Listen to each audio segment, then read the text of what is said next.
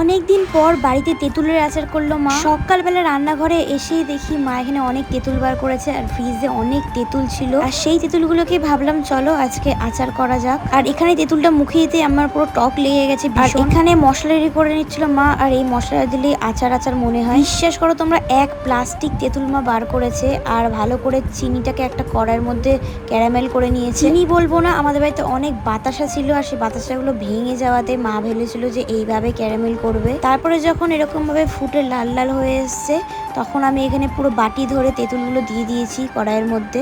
আচ্ছা, তোমরা কারা কারা তেঁতুলের আচার পছন্দ করো আমাকে কমেন্টে জানিও। আর তারপরে এর মধ্যে নুন আর হলুদ দিয়ে সুন্দর করে দেখো গাঢ় গাঢ় হয়ে এসেছিল। তারপরে ভাজা মশলা দিয়ে সুন্দর করে মাখিয়ে তারপরে নামিয়ে নিয়েছি। তাহলে দেখে বলো যে কেমন লোভ লাগছে। একদম এই আচারের মধ্যে কিন্তু কেউ লোভ দিও না, কারণ আমার পেটে ব্যথা করবে। যাই হোক, আমার মুখের এক্সপ্রেশন দেখে তোমরা বুঝতেই পারবে এতটা সুন্দর হয়েছিল খেতে। তোমরাও বাড়িতে বানিয়ে খেও। তাহলে আজকে আসি, নেক্সট আসবে অন্য ভিডিও।